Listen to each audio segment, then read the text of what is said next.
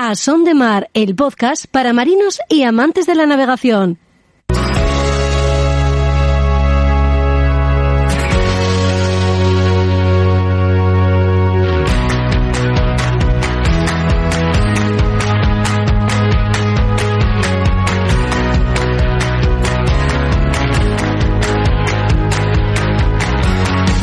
Hola a todos, ¿qué tal? Bienvenidos a otro podcast de A Son de Mar. El programa de hoy se ha grabado a bordo de dos barcos. El pasado fin de semana, aprovechando el puente de la Inmaculada, me desplacé a Valencia con dos objetivos: conocer de primera mano las evoluciones de Juan Meredith a bordo del Waypoint y realizar la travesía mediterránea organizada por Arrumbando las Olas con Ramón Peris. El bueno de Juan, que es hombre de palabra, tuvo a bien invitarme a su barco como me había prometido en repetidas ocasiones, a bordo del cual supe del esfuerzo, el compromiso y el sacrificio que le supone preparar una regata oceánica tan exigente como la Global Solo Challenge. Con un viento flojo y mientras navegábamos, grabamos el trocito de podcast que escucharéis en unos minutos. Pero antes, daré buena cuenta de la experiencia vivida a bordo de la Nausicaa, la goleta de Ramón Peris, entre cuyos planes estaba navegar desde Pola de Farnals, su puerto base, rumbo a Mallorca. Las condiciones y el tiempo del que disponíamos la tripulación de la que formé parte obligaron a cambiar de planes, cayendo a la isla de Ibiza para después poner proa a las Islas Columbretes, donde fondeamos y grabé el grueso de este capítulo junto al propio Ramón Peris, Carla Baudino, tripulante argentina con la vista puesta en dedicarse profesionalmente a la náutica recreativa, y Carlos Yabata, tripulante que acompañó a Ramón en la fallida travesía a Tel Aviv, en la que un fuerte temporal, fuerza 10, hizo que se fuesen al traste todos los planes iniciales, con las consecuencias que conoceremos en este podcast. Veleros de leyenda, así se titula la novedad editorial que nos trae, como es habitual, Juan Melgar, que desde su librería Robinson descubre para nosotros los libros más interesantes que llegan a sus estantes. En esta ocasión, una obra elegante tanto en continente, con una cuidada edición, como en contenido, con las fotografías y los textos que nos acercan a barcos tan emblemáticos como el Manitou, propiedad de John Fitzgerald Kennedy, o el Atlantic. Y para terminar, las nociones siempre interesantes que desmenuza para nosotros Roberto Bucetas, coordinador del equipo de regatas de la Universidad de Oviedo y profesor en la Escuela de Marina Civil, que hoy quiere hablarnos del protocolo en materia de abordajes y el reglamento que rige este asunto tan importante como delicado, el conocido como RIPA. Comenzamos.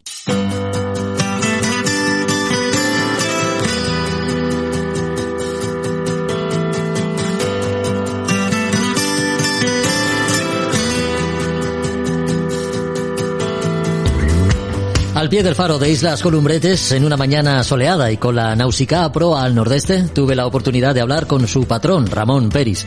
De mirada penetrante, todos sus sentidos van acompasados con cada sonido y cada movimiento de su barco. No en vano es donde vive.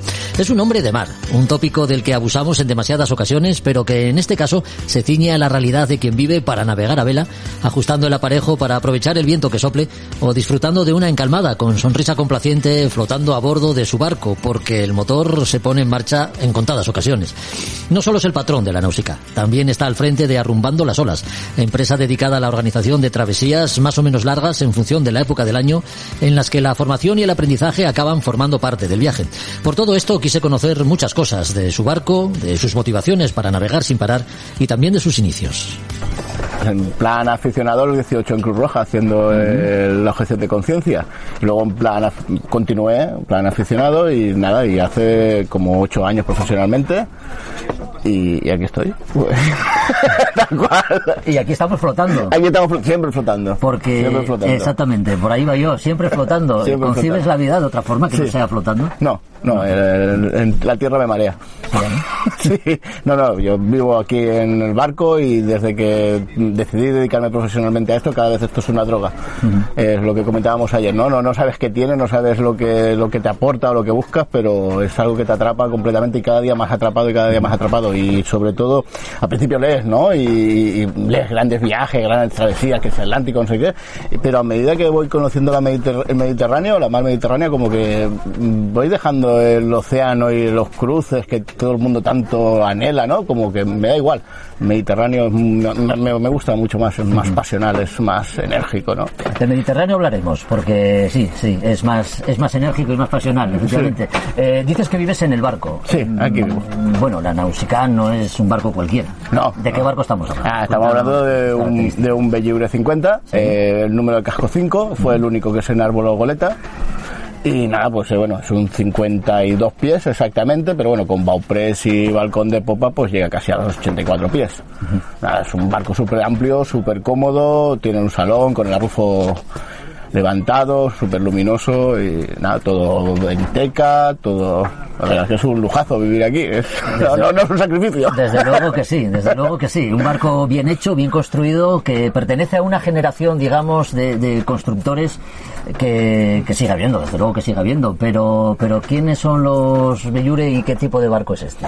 Vale, pues Bellure era, pues es un constructor que fabricaba los barcos en Calpe. Y nada, él venía de la parte pesquera hasta que entró la crisis con Marruecos y dejó de hacer barcos pesqueros y se dedicó a los barcos de recreo. Empezó con los 35, fue aumentando eslora hasta que se quedó, bueno, aumentó hasta los 84 del Tarasa, que estuvimos hablando de tal cual, pero bueno, se puede decir que de líneas clásicas tipo Endurance, se quedó en el 50, en este 50, que es en nuestro anterior capítulo hablábamos de carpintería de Ribera. En este caso los Bellure también conocieron esa etapa, ¿no?, de la carpintería de Ribera, y de hecho todos los detalles y la construcción propia del barco se ve que está hecha con una calidad excepcional en madera, y que además en el caso concreto de este barco de la Nausicaä tiene su historia, porque toda la madera que vemos ha salido de un mismo tronco. Exacto, sí, Vicente se iba, compraba el tronco de teca y lo traían en barco y entraba al astillero y de ahí salía todo el barco, desde el bauprés a la cubierta, a los interiores, todos hechos a medida, todos hechos de forma manual, autosalón, el botalón es también, ¿no? Todo es del mismo tronco, o sea, que prácticamente no es estructura de madera, pero sí la estructura sí, los baos, cuadernos sí que son de madera, pero lo que es el casco en sí es de fibra, la madera va recubierta con fibra. ¿Desde cuánto hace que trabajas con personas, dedicado al viaje, a los charters con personas? 8 años. Sí. En esos 8 años habrás visto de todo. De todo. Te podría contar 1000 historias, buenas y malas. Todos los años hay alguna que se escapa. Bueno, pues imagino que el que se dedica a la gente, pues sí, lo que te comentaba antes, lo peor siempre es la gente, el viento menos trapo, pero la gente, pues reducir trapo pues es más complicado. Sí. No, te digo esto porque precisamente esta mañana, ¿no? A ver, estamos aquí fondeados en Columbretes, el barco se mueve. Sí. Bueno, tenemos cierto vaivén. No necesitas agarrarte a nada. No, claro. Tú anticipas ya el movimiento del barco. O sea, tu simbiosis con el barco es total. Te digo esto porque, claro, una persona que vive en su barco, como es tu caso, que recibe personas que podamos estar más o menos vinculadas o relacionadas con la náutica, pero que seguro que ha visto también personas que no tienen nada que ver con este mundo. ¿Cuál es la relación de ese tipo, ese perfil de cliente con el barco? Pues hay gente que se adapta y gente que no se adapta. Es una vida yo creo que te venden la vida muy bucólica, exacto, ¿no? Del barco, de grandes aventuras, pero una cosa es estar en la gran aventura y otra cosa es vivir la gran aventura, ¿no? Una gran aventura para una persona inexperta puede ser una travesía a Valencia-Ibiza, por ejemplo. Para nosotros, que es algo, pues, como salir a pasear el perro, pues, claro, una persona que nunca ha tenido esta relación, claro, depende. Como, pues, hay de todo, hay gente que no se vuelve a embarcar y hay gente que le va atrapando y va quedando enganchado. El desenvolverte, pues también es lo rígido que tú seas, el paso, ¿no? En tierras es muy rígido, no se mueve nada, aquí todo se mueve. Mira, estamos acostumbrados a hablar de la gestión del estrés a bordo de un barco, sobre todo cuando hablas de regatas oceánicas, ¿no? ¿Cómo se gestiona el estrés en un barco dedicado a charters, donde a veces, como estamos comentando, embarcan personas con un perfil que no tiene nada que ver con la náutica, que se pueden encontrar incluso incómodas, ¿no?, a bordo de un barco? Tú, como profesional, ¿cómo se gestiona ese tipo de situaciones? Pues la verdad es que se autogestionan por su propio miedo. Yo solo tuve una vez un caso de medio del Atlántico, viniendo de Canarias, subiendo de salir, tirar la balsa, pero bueno, fueron 9 días de pantocazos, entiendo, ahí, si no si no sabes bien lo que haces, te vuelve loco, porque a mí es una situación difícil. Pero de normal, por ejemplo, todas las situaciones que he vivido en otros barcos y aquí en la náusica, la gente su miedo se meten en el catre, que luego bautizan como nicho, y se quedan allí, se quedan atrapados. Tú de vez en cuando vas, les preguntas, no te dicen nada, ves que están vivos, que respiran, y dicen, bueno, pues estás autogestionándose. Y ya está. Claro, ¿qué pasa? Que por tú mucho que les dices, tú intentas, ¿no? Vive, muévete, cógete, desplázate, vive como si el movimiento siempre es el mismo. Si tú caes a babor, luego caes a estribor.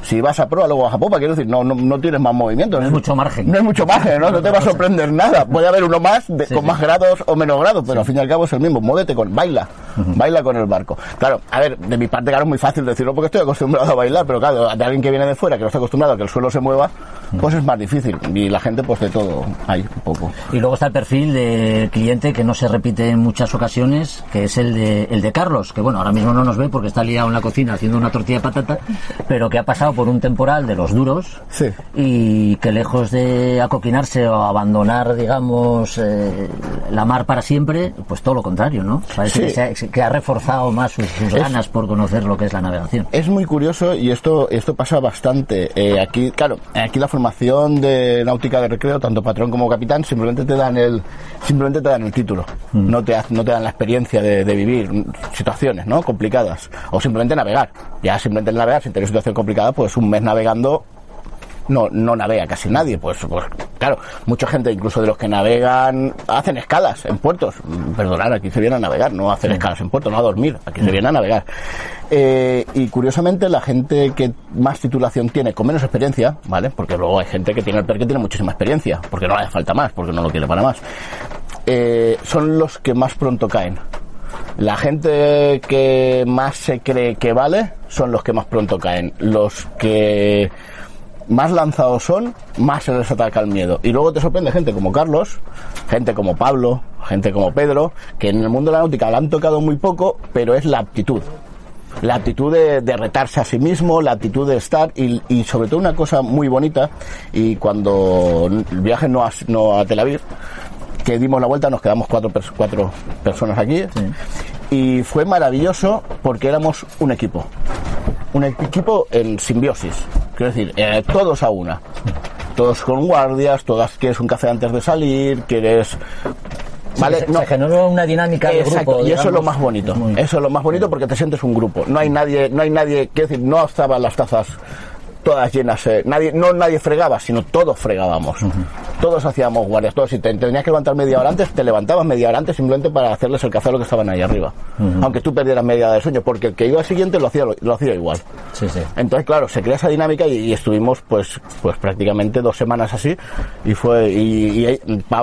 Pablo y Pedro sí que tienen más experiencias, que han estado conmigo con Malta, han estado conmigo en Roma, y de no tener ninguna experiencia, ya navegar conmigo mucho, ya se les ve más curtidos. Pero Carlos, pues te encuentras con este tipo, ¿no?, de personas, y vienen más de la gente que no tiene esa experiencia previa o estudios previos a lo mejor es porque no se han creado, ¿no?, esa idea de lo que es la mar, que luego les machaca.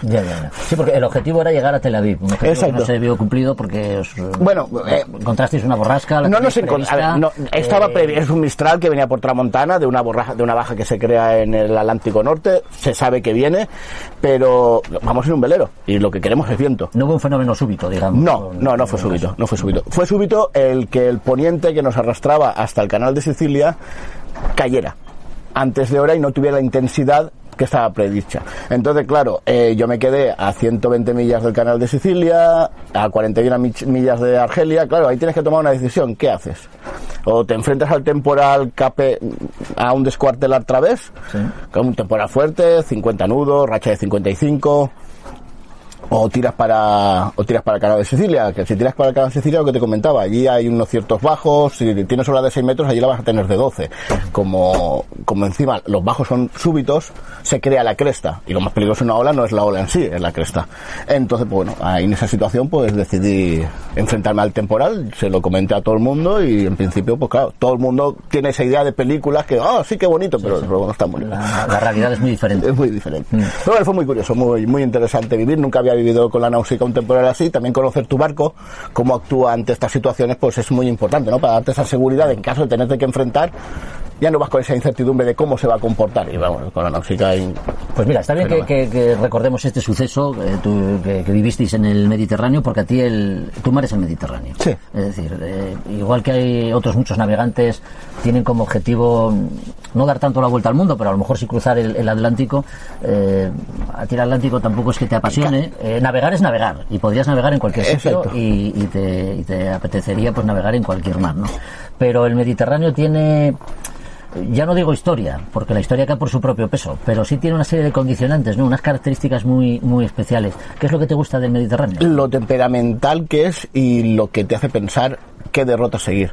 Aquí una derrota de decir como el Atlántico voy a ir en alisios 20 días, es que eso no existe. Yo he navegado en el Atlántico y vas 5 días con el mismo viento y a mí me saltan todas las alarmas diciendo aquí, ¿qué está pasando? Esto no es normal. Claro, aquí esto es ilógico. No es que pillas un mistral fuerte, un poniente, un levante, no es normal. Entonces me atrae eso, me atrae lo dispar, lo que te hace pensar en realidad una derrota. Una derrota puede cambiar por muchísimos sitios. Yo ahora, por ejemplo, a final de enero me voy a Nápoles y la gente, ¿y por dónde iremos? ¿Por Bonifacio? ¿Por Cabo? Pues que no lo sé. Ahí tenemos 3: Cabo Córcega, Bonifacio, Cagliari, cualquiera. Cualquiera en función de las previsiones meteorológicas. Exacto. Y incluso, las predicciones meteorológicas. Tiempo vamos de sobra. Siempre cojo 2 días para tener ese margen de poder variar, pero podemos ir a Cagliari y luego tener que cambiar. Y eso es lo que me apasiona, ¿no? Que todo cambia. Todo se mueve. Y luego tiene el condicionante cultural, ¿no? También del Mediterráneo. Claro. Es un lago inmenso, pongamos como ejemplo, aunque sea mucho exagerar, sí. es un lago inmenso en el que hay las poblaciones ribereñas, efectivamente, son muy diferentes de las que te encuentras en Túnez, como las que te puedas encontrar en Sicilia, claro, Grecia, ¿no? Claro, Creta, claro, cualquiera. Son Italia, claro, Francia, que tienes un montón de zonas y de oleografía diferente, ¿no? ¿Hay alguna travesía en especial, algún viaje que tengas en la cabeza que te apetece? A Tel Aviv, yo tengo Tel Aviv ahí. yo iré a Tel Aviv. No este año, el año que viene. Sí. Yo tengo un esquema de hacer una serie de travesías y si está, pues no ha podido ser este año. Bueno, tuvo su aquel, ¿no? Quiero decir, el precio que pagué por no ir, en realidad no me siento defraudado porque mucha gente, ¿no? Pues me dice, ay, qué pena, todo un año. No, viví un Fuerza 11, genial. Quiero decir, ese precio de Tel Aviv, bueno, el año que viene iré. Pero ya sé cómo responder, no pasa nada, no me importa. Y con la confianza de Náusica. Claro, exacto. De la Náusica. Cada vez más. Además, yo lo he comprobado estos días, ¿no? Es un barco marinero, si las velas van razonablemente bien trimadas y el viento es estable, te mantiene siempre, la derrota y navega fenomenal. Siempre, como comentaba, no siempre anticiparte. Sí. Que no te pille, aunque te perdona, porque te perdona, pero que no te pille, siempre ir anticipándote. Prefiero ir 2 nudos por debajo de lo que podría ir, pero que no me pille en una condición complicada teniendo que arriar velas, principalmente por seguridad, no por el barco, porque se rompe, pues bueno, por seguridad, porque está en una situación que puede seguir. ¿Para qué quieres llegar que alguien se caiga al agua o que no se caiga en la cubierta y que se haga una fractura? Pues más vale ir seguro que arriesgar por ir 2 nudos más rápido. A mí la velocidad y las prisas me enfadan, entonces. Oye, ya sabemos cómo es el mantenimiento en un barco. En cuanto terminas por un sitio tienes que volver a empezar. ¿Cómo es el mantenimiento de la Náusica? Muy caro. Finanzas al margen. Un barco de estas características, con tanta madera, con tiempo, tan bien construido, no significa que no haya que mirar para él, ni muchísimo menos. Y además con tanto uso. ¿Cuántas horas de navegación llevas este año? Este año, días 200. Este año haré 208 días de navegación. 208 días de navegación. Claro, un barco en el que se vive con tantas millas de navegación en la quilla, ¿cómo te planteas los mantenimientos? Pues yo ya que vivo, yo me levanto y me pongo a hacer cosas.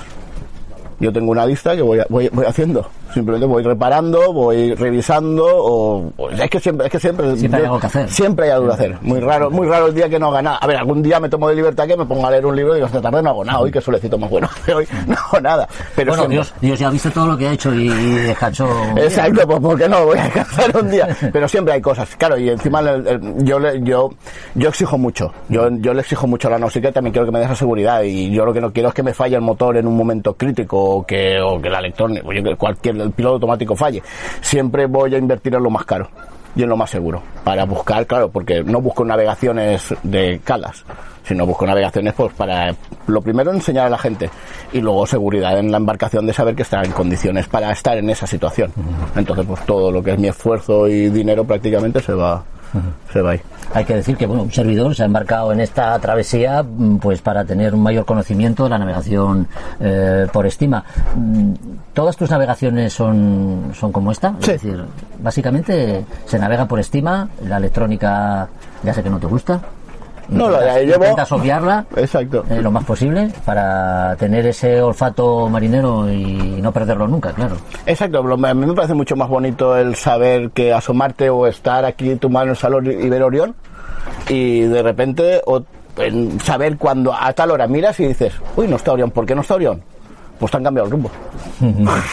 Y saber ese tipo de cosas, ¿no? Saber por dónde, en qué día del mes sale la luna, por qué punto, en qué día se pone, o el recorrido de los planetas. Eso me parece mucho más bonito. Por ejemplo, ahora el otro día, ¿no? Me parecía que era Ibiza, y yo la pregunta, ¿y por dónde sale el sol? Por el este, pues no puede ser Ibiza. Sí. Claro, es ese de cosas lo que en la pantalla como que la tienes, pero no... Nos vuelven tontos las pantallas. Sí, completamente. No hay duda. A ver, no podría aceptar la afirmación, ¿no? Pero... no lo sé. Tiene su utilidad, tiene sus ventajas. Claro, exacto, pero sí que perdemos ese instinto, ¿no? Natural de hacia dónde está el norte. O pues yo lo que digo, aquí tenemos ICE, pero el ICE solo es transpondedor, nosotros no tenemos pantalla, porque yo antes trabajaba en un Oceanis 45, tenía un pantallón enorme, y cuando ponías el ICE la gente se quedaba mirando el ICE, mirar los barcos. No, pero si no tenemos el ICE, aprender con miedo, porque el miedo, si de repente se apaga la pantalla, ¿qué haces? Sí, porque además el instinto marinero es muy similar al instinto animal, ¿no? El guiarte por los astros, el estar muy atento al role del viento. Claro, eso solo te lo da si estás en cubierta. Exacto. Y los barcos, estás viendo lo que te rodea. Claro, ¿no? Y los barcos, a mí me pasa, con el RIPA me pasa mucho de ver un mercante y decir, uy, ese mercante no va a pasar por la proa, y cuando no te pasemos por su estela ya no lo veremos. ¿Eso qué te da? Pues el estar viéndolo y estar observando, o saber las posiciones de alcance tope de los barcos, o las luces, claro, todo eso te da el ver barcos, y lo aprendes así, viendo una pantalla no aprendes el RIPA. ¿Cuáles son tus proyectos ahora en el corto plazo? Pues ahora ahora tengo otra salida aquí, el fin de semana que viene, a fin de año vuelvo aquí, con Lumbretes, luego... Bueno, a nosotros nos queda volver a Pobla de Farners, claro, exacto. Eso es lo más inmediato. Sí, y luego pues Nápoles, y en febrero Melilla, y en verano voy a dar la vuelta a la península ibérica. Ah, qué bien. Sí. A ver si te pasas por Gijón, ¿no? Seguro que sí, seguro que me paso. ¿Me haces una visita? Seguro que me paso. Estás invitado a navegar en el Nahua. Ah, muy bien. ¿De acuerdo? Pues ahí me lo apunto, ¿eh? Apúntatelo, en tu cuaderno de bitácora. Vale. En un posit. Vale, me lo apunto. Gracias, Ramón, por estos momentos. De nada, un placer, Jorge. A Son de Mar, el podcast de Jorge Uría.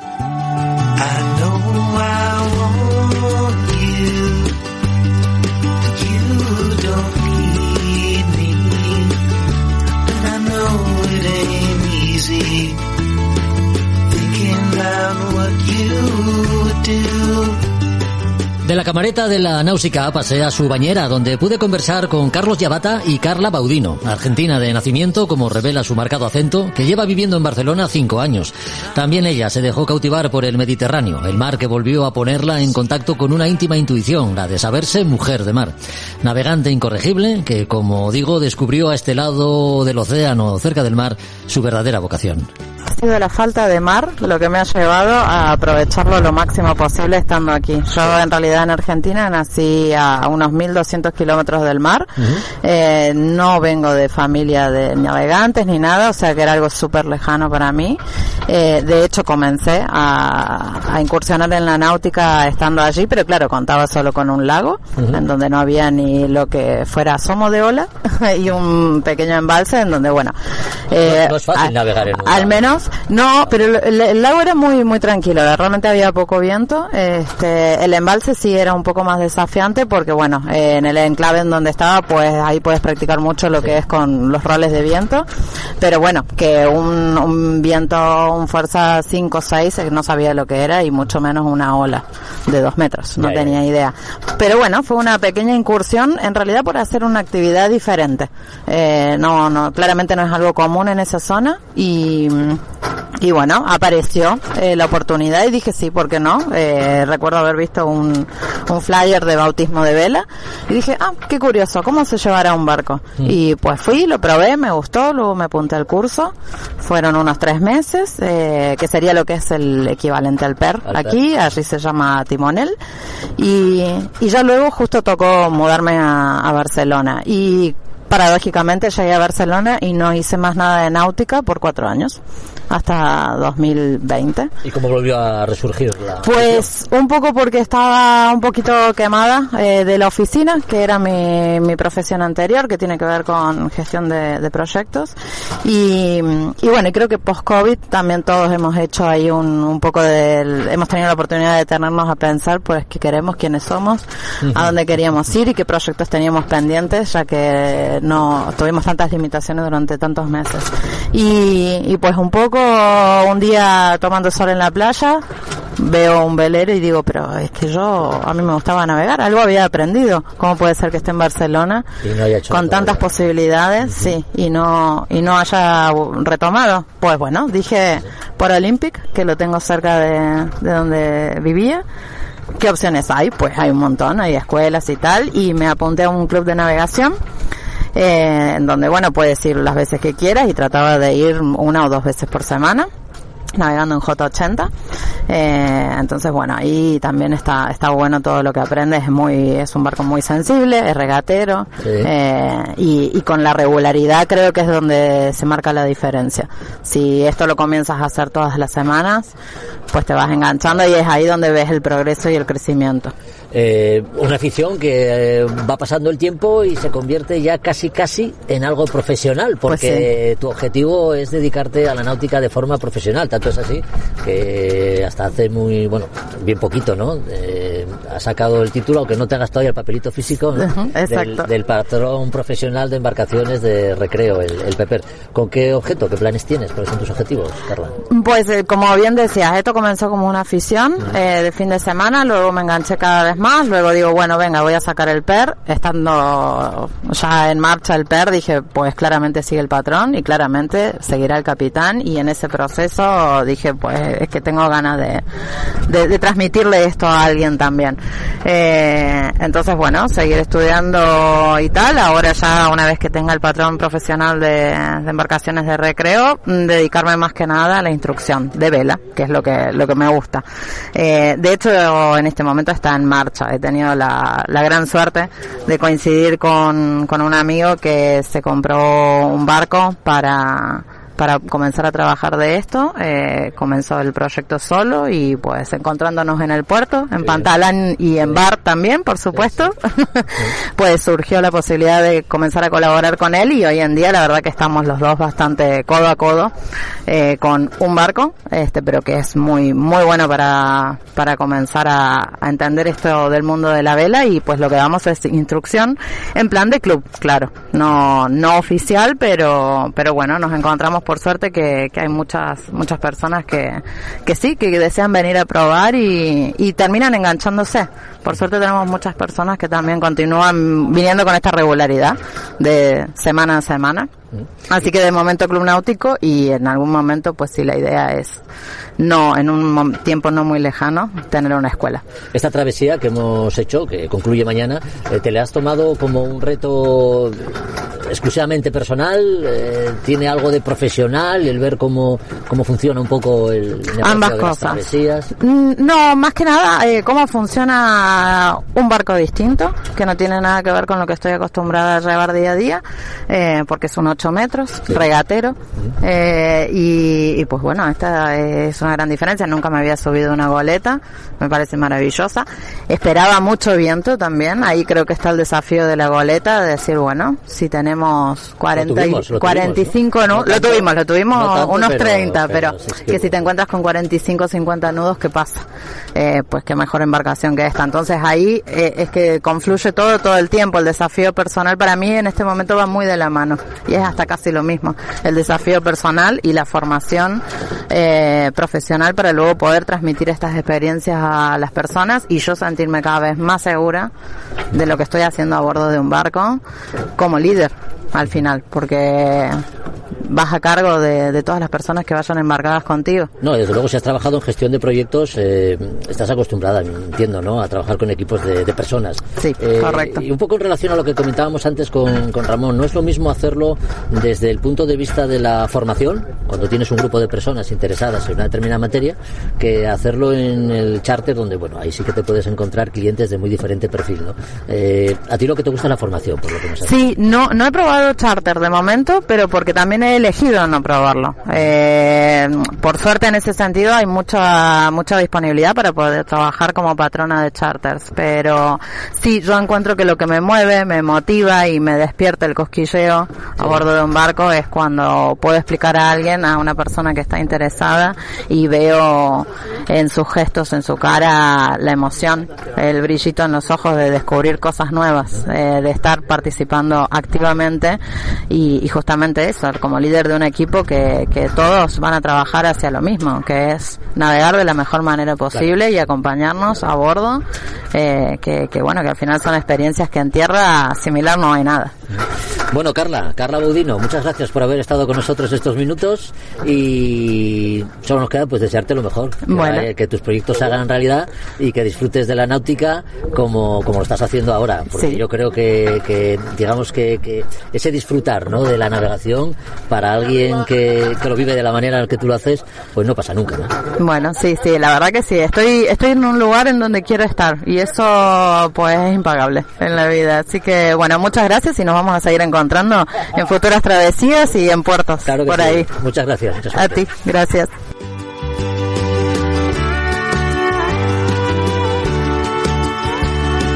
Carlos Yabata fue otro de los tripulantes con los que pude compartir el tiempo que pasamos navegando, intercambiando impresiones sobre el trimado de las velas, charlando acerca de lo humano y a veces hasta de lo divino y riéndonos. Artista visual independiente, con proyectos ajenos a la industria del arte reconocidos internacionalmente, confiesa llevar una triple vida, la de artista, la de trabajador, que también es en el servicio de emergencias sanitarias, y últimamente la de navegante.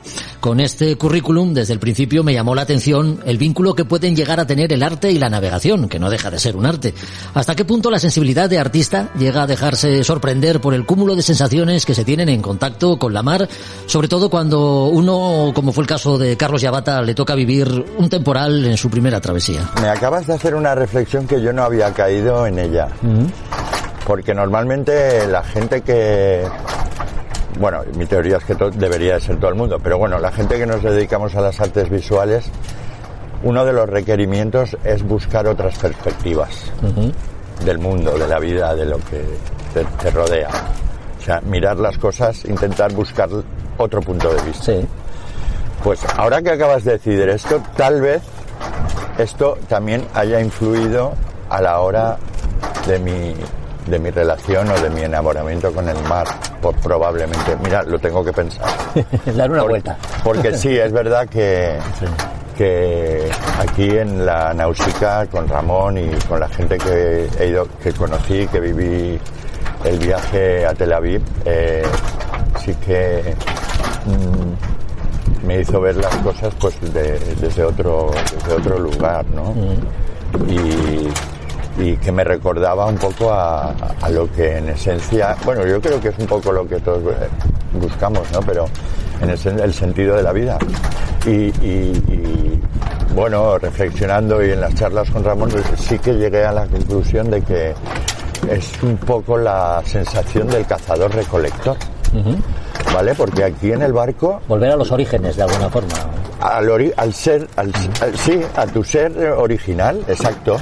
Entonces, de alguna manera, en un mes de travesía que tuve aquí, sí que me adapté perfectamente, porque era lo que tú dices, era ver el amanecer, espectáculo. Ver las olas, espectáculo. Sentir el viento, espectáculo. Llegar a la noche, ver las estrellas, espectáculo. Ver el atardecer, espectáculo. Entonces, todas esas diversiones, al no tener lo que normalmente tengo en tierra, se convierten en esenciales. Y de ahí te lleva a la reflexión de decir, aquel hombre original, el cazador-recolector aquel, ¿qué era? El espectáculo del amanecer, el hambre, la lucha para saciar el hambre, porque haber comido, pues dormir, descansar, procrear, ver el espectáculo del atardecer y volver a recluirse en la noche de la cueva para esperar que volviera a salir la luz. En ese ciclo yo estuve aquí y por eso creo que es un poco... Un recuerdo en el que incides. Bueno, tu nombre salió a relucir hace nada, unos minutos, cuando hablábamos con Ramón. Tú estabas ahí con la tortilla. Carlos Yabata es el Carlos que mencionamos en esa conversación, porque tú viviste, como comentas, ese viaje a Tel Aviv que al final no se vio cumplido en su totalidad por aquel temporal que os cogió. Hemos conocido la versión, la opinión de Ramón. Ahora nos gustaría conocer la tuya como tripulante, que bueno, había conocido la vela de forma muy somera y que en ese viaje sí que se metió de lleno en lo que es una travesía, y además una travesía con más de un susto. Sí, todo es cierto. Yo no tengo ni puñetera idea, cuando entré aquí, y creo que sigo sin tenerla, sobre este oficio que es el marino, y sí que había hecho una pequeña travesía también con historia, con mi hijo, con mi familia, y una solo, y bueno, las 4 cositas, la vela ligera, o sea, una navegación muy lejana, desde la lejanía, digamos, ¿no? Con respecto a lo que es la mar, ¿no? O sea, sin conocimientos. Pero de alguna manera, como encontré a Ramón, también fue dando un paseo de forma casual, y digo, primero vi la Náusica y me paré con mi mujer y digo, mira esta obra ya vi que era una obra de arte en sí, la nave, sí, y casualmente estaba él, pues le saludó, nos invitó a entrar, y luego vi sus proyectos, volví y le dije, yo quiero ir a Tel Aviv, y él me dijo que ni de coña, porque él pasaba unos filtros y tal, y primero tenía que haber hecho una navegación más corta con él para ver cómo me manejaba, el tipo de... Bueno, pues lo que hay que ver, ¿no? Cuando alguien supongo que... Esos filtros. Entonces, yo recuerdo que hice unas permutas en mi trabajo para poder cogerme una semana y venir. Pero bueno, la verdad es que yo no insistí, lo hice con mucha previsión, con meses, lo dejé tácitamente tácitamente acordado con Ramón que iba a hacer esa pequeña travesía previa a Tel Aviv, porque lo mío fue desde el principio, yo quería este viaje. Ahora sé que no sabía ni lo que quería, pero en principio era eso. Entonces, bueno, para pasar ese filtro, en la última semana de agosto me pillé unos días, cambié guardias con mis compañeros, pero yo no le insistí más a Ramón. Total, que cuando le digo a Ramón, oye, que en 4 días salimos, él ya había llenado el barco.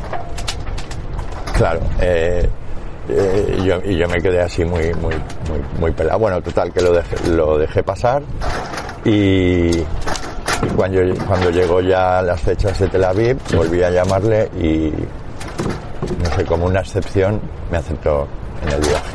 O sea que es un poco como un encuentro, ¿no? Con encontrarle a él y la manera tan casual. Sí, algo que el destino tenía reservado. Sí, yo creo que sí, porque yo creo, como los orientales, que la casualidad no existe. También estás siempre buscando o empujando las cosas para que ocurran, ¿no? Entonces, nada, entro en el plan, entro en el proyecto y nada. Y os hacéis a la vela y salimos a la mar. Vale, yo súper contento y tal, y bueno, y pasaron cosas muy, digamos que una navegación hasta el día 4 de noviembre, que era el día precisamente de San Carlos. Todo fue una navegación sin mucho que mencionar, bonita, agradable, feliz. Y el 4 de noviembre, bueno, ya se estaba hablando del plan de los vientos, que íbamos con portantes del nordeste, que entraba un mistral. Para mí todo esto eran palabras. Sí, sí. ¿Vale? Porque yo estaba buscando en los libros todo lo que podía para entender, pero bueno, digamos que de alguna manera... Pura teoría. Teoría. pero que no sé, sí, bueno, exacto, pura teoría. Digamos que, bueno, no me preocupo mucho tampoco, ni me estaba dejando llevar la confianza con el barco y la confianza con Ramón. La robustez del barco ya te transmitía seguridad, ¿no? Fue lo que hizo que me acercara a este proyecto, fue el barco. Fue el barco, en realidad, lo que me atrajo o me atrapó, en principio. Y luego ya fue Ramón. Ya hablando con él y viéndolo esos 4 días, ya vi que era un tipo que, pues como tallado de una piedra. Digo, este ser humano tenía que haber nacido en el siglo XVI. Pero esos 4 días dices que, pero te llena de confianza porque ves que lo prevé todo. Era como un mago para mí en ese momento. Decir, coño, ha preparado esta vela, ¿no? Y de repente venía el viento y la vela solo había que subirla. Entonces lo vi, el barco lo vi recio, lo comprobé que estaba todo en muy buenas condiciones, muy bien cuidado. Entonces, luego el carácter de Ramón, todo en sí me hizo tener una confianza plena en esto. Lo que yo no había previsto era sobre mí mismo, que fue lo que yo me encontré en ese temporal. Yo me encontré a mí, atrapado en una situación que no tenía excusas de ningún tipo para buscar la mejor manera de actuar en ese desconocimiento. Y aunque hubieras querido, tampoco te podías bajar del tren en marcha, porque esto no es un tren y... Ya, no, eso sí que ni lo pensé, porque no era una opción. Vale, no la manejaste en ningún momento. No, yo lo que es ese horror y esa fascinación que se vive, que yo viví, porque van juntas. Lo que yo sí que pensé para mis adentros, cómo no puedo molestar, qué es lo que no debo de hacer, siempre era eso. ¿Qué es lo que puedo hacer? Y yo me fui probando. Claro, yo técnicamente no tenía ropa de ningún tipo. ¿Eso cuando cayó el temporal o era algo que tú ya estabas? Sí, eso te estoy hablando ya cuando llegué, al 4 de noviembre, el día del San Carlos, 4 o 5. ¿Con vientos de qué fuerza, Carlos? Ostras, pues no lo sé, he oído de 50 rachas de 55, incluso 60, he oído... Y mar arbolada prácticamente, ¿no? Mar arbolada, sí. Yo la veía Himalaya, mar Himalaya. Yo vi mar Himalaya, pero bueno. Porque todo era blanco, luego la noche estaba iluminada por los rayos, en fin, yo era una situación completamente surrealista, era una alucinación, era, no sé, es que esto no lo puedo explicar, entonces, pero era algo muy grande, algo que yo no había vivido nunca, entonces... Era una fuerza de la naturaleza desconocida. Sí, era algo que, a mí sí, lo que sí que tuve la sensación es que la situación me enfrentaba a mí, con la vida, de una manera indiscutible. O sea, de una manera que yo ya no tenía recursos o excusas o tal para librarme de esa situación. Entonces, solo puedes confrontar. Ahí hay, pues yo estuve partido por la mitad. Pues el miedo me hacía huir, pero la huida y la conciencia me hacía regresar, volver a ver. Entonces, bueno, pues ¿qué podía hacer? Pues limpiar lo que pude, no caerme, no dañarme, intentar ofrecer un poco de algo caliente a la gente que estaba realmente trabajando, intentar no caer en la psicosis colectiva que se produce, que se generó en ese momento, pues con la gente que podría decir estrés, más débil, que ahí se produce pues toda esa psicosis de decir, no, Ramón nos quiere llevar al centro de un huracán y como este tío está loco, la duda en la persona que tienes que confiar, ¿no? Que estoy leyendo ahora el libro de Shackleton y ahí ninguno de los 28 dudó. Todo el mundo fue a una y esto lo estoy leyendo ahora, pero bueno, la capacidad de liderazgo de Shackleton era una cosa extraordinaria, ¿no? Yo creo que similar a la de Ramón. No, yo sin lugar a dudas a Ramón sí que me hicieron dudar ahí, pero me iba al nicho, a mi camarote, y ahí me relajaba y volvía otra vez la confianza. Entonces salía, si les escuchaba, me volvían las dudas, pero mi filosofía era intentar no meter la pata, intentar no hacerme el hombre, intentar dar lo que yo sabía, y si era esto y no era más. Y muy práctico. No se puede llamar miedo a lo que... ¿Miedo o terror? Terror. Terror. Vale. Pero es una sensación muy confusa, porque también es fascinación. Entonces yo, tal vez, por lo que tú me comentabas al principio, como artista visual, era una situación que sí que me interesa. Pero esto lo tengo que analizar. No sé si es por por mi vocación, sí, o por esa confrontación que la vida me puso y tiré para adelante. Y que tuviste que superarla, claro, sí o sí, no había margen. No había margen. Otra cosa. No había. Ya. Bueno, entonces aquello, bueno, fueron esas 26 o 28, no sé, hasta el día 5, el 6, no sé. Y bueno, y todo acabó, ¿vale? Y con el temporal, ¿no? La gente pues decidió bajarse. Yo seguía con mi estado de shock y sí que me apetecía irme con ellos, con los que se bajaban, pero otra vez yo estaba en esa dualidad constante, ¿no? Sí. Pero a la vez me apetecía acabar lo que había comenzado.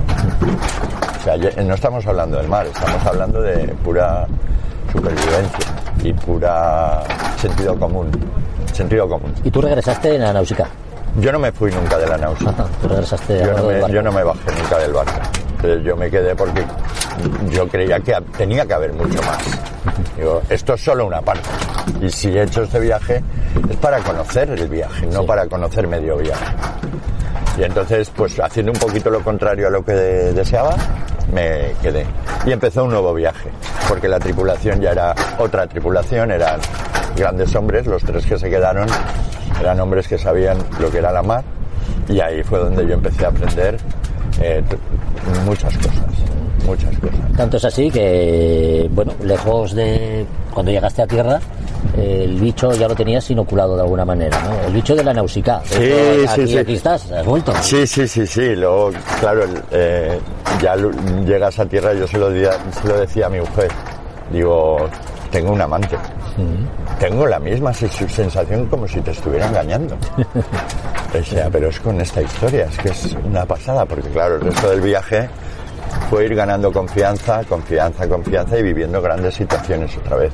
Grandes situaciones como, te lo explico, como una situación que pasó desapercibida, pero luego, porque yo estoy haciendo una historia también y grabándome todo, que esta situación la descubrí a los 5 días de estar en tierra. La recordé, pero es una situación que se solapa porque yo creo que no es muy vendible y es tuvimos unas calmas, sí, chichas, por ahí yo creo que fue entre Cerdeña y Sicilia en ese momento, y fue, no sé, fueron 12 horas que las velas se quedaron muertas, el mar plano, y recuerdo que yo estaba aquí, ¿no? Y entonces salió Pedro Jurado o Pablo, no sé quién, sí, y dice, Ramón, ¿no vamos a poner motor?, preguntó él. Y Ramón mira así, con su barba, con sus ojos profundos clavados como en acero, y dice, no, ¿para qué? Esa situación me produjo una alegría inmensa. Y yo no sé, claro, ni la razoné. Navegar es todo. Claro. Quiero decir, navegar a vela, pero igual que no solamente es que el barco ande cuando hay viento, claro, sino que el barco se pare cuando no. Claro, el navegar a vela es ahora. Es en esta cala nosotros así. Sí, esto es navegar. Pero la situación es esa, que como vamos a poner el motor, como tenemos que ir a algún lugar. Y Ramón con esa sonrisa y con no vamos a poner el motor. Estamos aquí. Esa sensación de estar en el lugar. Es Ítaca, ¿no? Sí, como el viaje a Ítaca, ¿no? Sí. Al final no es el destino, sino el propio así. Viaje, ¿no? La propia experiencia que tienes cuando... Pero también fue una experiencia... Y además en 2 situaciones tan extremas. Pero fue una situación también grandiosa. Me llenó de felicidad y de alegría. Ya. La contestación de Ramón, la actitud de Ramón frente a esa otra actitud de tener que ir a algún lugar, pero ahí estábamos navegando. Yo me volví loco de alegría, no sé si hice una tortilla y bueno, se montó aquí una... Ya tengo ganas de probar la tuya. Sí. Que huele muy bien, por cierto. Estábamos ahí flotando. Sí. Pero en ese momento también, esa sensación de alegría, es que ese es un momento tan importante como la tormenta, me doy cuenta. Porque me sentí primera en el planeta, noté el viaje que lleva nuestro planeta, tanto de rotación, tanto en traslación al Sol, y tanto como de la galaxia. No sé, lo noté todo eso junto. me noté a toda pastilla. Volvemos al cazador-recolector. Sí, exacto. Para mí ese es el gran descubrimiento de este viaje. Lo esencial del ser, que es básico, ¿no? Nos están escuchando los oyentes. A ver, hay que decir que a ti la mar no te coge de nuevas. No eres ningún principiante. No. Eres un buceador con 2 estrellas FEDAR que ya tiene experiencia en muchos lugares y que tu contacto con el agua es un contacto premeditado. Es decir, está buscado, ¿no? Sí, en Valencia ya mi madre... Nos íbamos a cenar a la playa. Cuando todo el mundo volvía, nunca íbamos al sol. Mi madre siempre nos llevaba a las 7 y volvíamos con el trenecito en la noche. La mar es siempre... Oyendo el mar, el sonido del mar. Siempre. Y la visión del horizonte. Cuando miramos el horizonte, no sé si somos conscientes, pero estamos viendo planeta. Porque siempre ves un poco de curvatura y tienes la sensación del mundo, del planeta, del globo terráqueo. Eso es algo que cuando, pues en nuestros años de juventud, que te pierdes y vas perdido, siempre que he tenido una situación difícil, siempre me he ido al mar, o cuando he vivido en países como Holanda o San Francisco, que han sido, siempre vas, y cuando ves esa línea de horizonte, ya te calmas, ya no te hacen falta ni psiquiatras, ni psicólogos, ni pastillas, ni tratamientos. Ya te calmas y vuelves. A mí me lo has contado, pero me gustaría que lo escuchasen los oyentes. Que esa experiencia que tuviste buceando en Tailandia, ¿fue? Que te quedaste solo. Con el buceo. Sí. Con el buceo. Sí, en Malasia. En Malasia, en la costa este, en las islas Pulau Redang. Pulau Redang. Sí, no, Pulau Tioman, en un life on board. ¿Cuál fue esa experiencia? Bueno, esto fue también un poco buceando, pues digamos que los buceadores se pican por a ver quién baja más.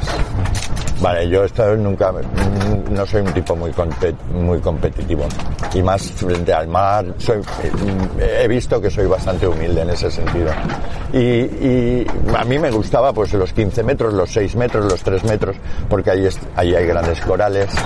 El mar de la costa este de Malasia y Borneo y Filipinas, todo eso es meca del buceo.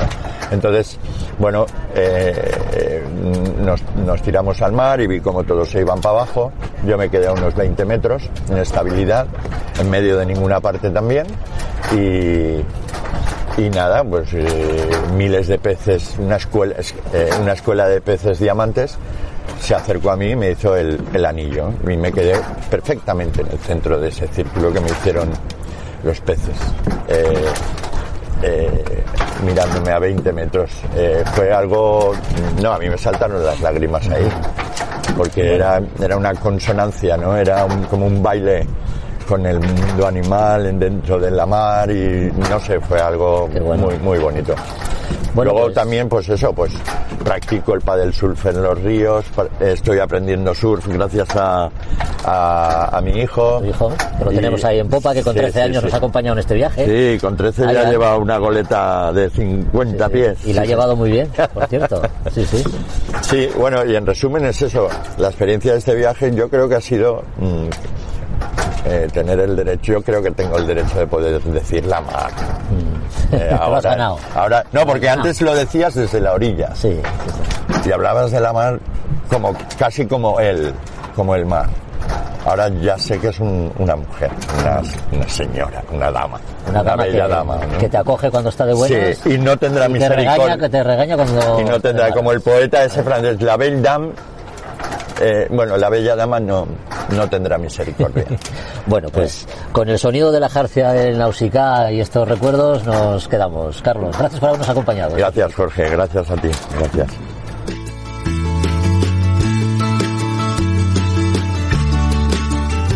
Cuatro días fantásticos los que viví a bordo de la goleta Nausicaa, navegando por estima sin acompañamientos electrónicos, más allá de la analógica corredera que llegó a marcar 9 nudos y medio rumbo a las Islas Columbretes con vientos de 30. Un barco noble y marinero, como la tripulación como la que tuve gusto de convivir esas jornadas, hombre. Gracias por ello a Iñaki Sarasqueta, Joao Pinto, Pepe Rodríguez, Nacho Bataller, a Carla Baudino, Carlos Eyán Yabata y a Ramón Peris por su profesionalidad al frente de Arrumbando las Olas y su saber hacer a la hora de crear el mejor de los ambientes. Seguimos.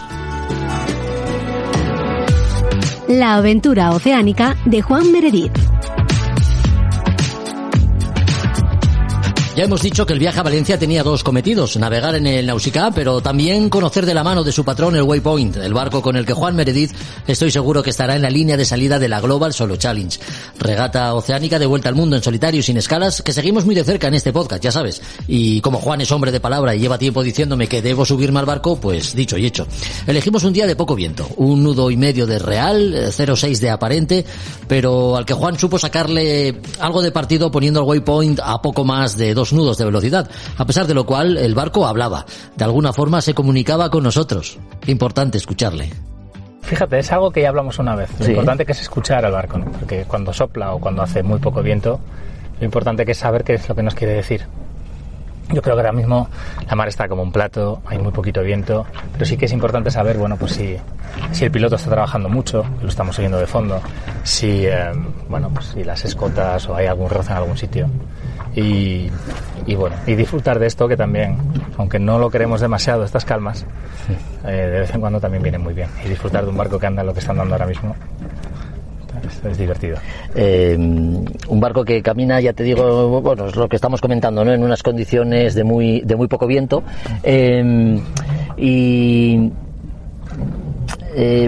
Algo te iba a decir y se me ha ido el salto al cielo, pero ¿Vas a preguntar si seguro que llevábamos de recupero. Sí. No, era otra cosa y tenía que ver además con las sensaciones que tenemos a bordo del barco en este mismo instante. Pero bueno, hablando sí, ahora me acuerdo, Juan.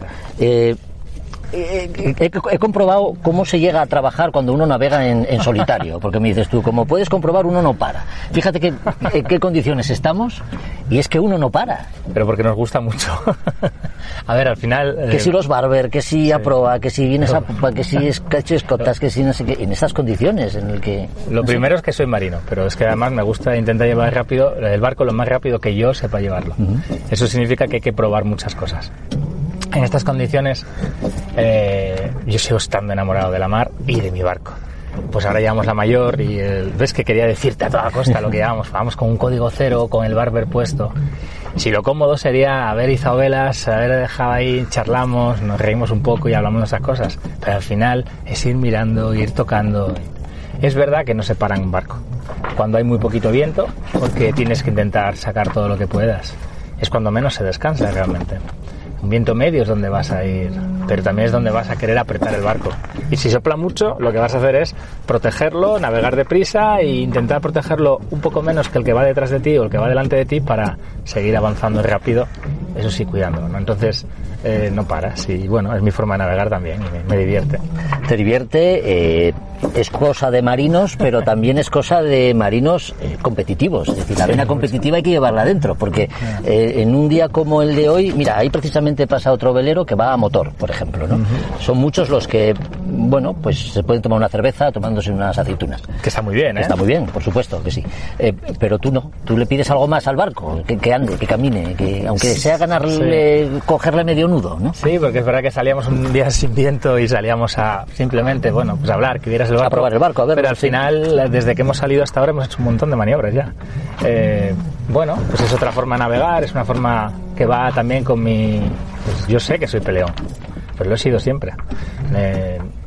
Es decir, es muy fácil, ¿no? Hablar de ganar y perder, pero ¿qué es ganar y perder? O sea, ganar cuando compites contra alguien que no sabe lo que está haciendo, bueno, no es ganar, ¿no? Y en cambio cuando te ganan y tú lo has dado todo, bueno, entonces eso aquí, esto es un deporte también, es lo bonito, nuestra afición, que es la mar, nuestra pasión. Y yo diría que la pasión es la mar y la afición igual son las regatas, fíjate, pero es muy importante, ¿no? Entonces también te ayuda a saber qué tienes que hacer en cada momento navegando, ¿eh? O sea, el poder aprender a tocar cositas, abrir baluma, cerrar baluma, regular tus velas, quitar potencia, dársela, bueno, no sé, elegir el mejor camino o intentarlo al menos, tener unos criterios, está muy bien. Ojo, que estamos hablando de las condiciones, que sí, que hay muy poco viento y todo lo que tú digas, pero lo difícil es hacer andar un barco con poco viento. Sí. Cuando hay viento, el barco anda. Uno de los grandes de la vela ligera de España, que fue patrón de Ángela Pumariega, pues el gran Félix Gancedo. Félix, eso lo decía muy claro, o sea, donde se ve a la gente que navega bien es con muy poco viento y con mucho viento. Bueno, con vientos medios todo el mundo navega, ¿no? Claro. bueno, vamos a filtrar lo que haga falta, ¿no? Pero es verdad, con poco viento ves la gente que en un momento dado tiene una sensibilidad que realmente está siempre pendiente de todo, ¿no? Y da igual que sea vela ligera, que sea vela de crucero o regatas oceánicas. Al final hay un momento en que te exige muchísimo tener una tranquilidad, una calma,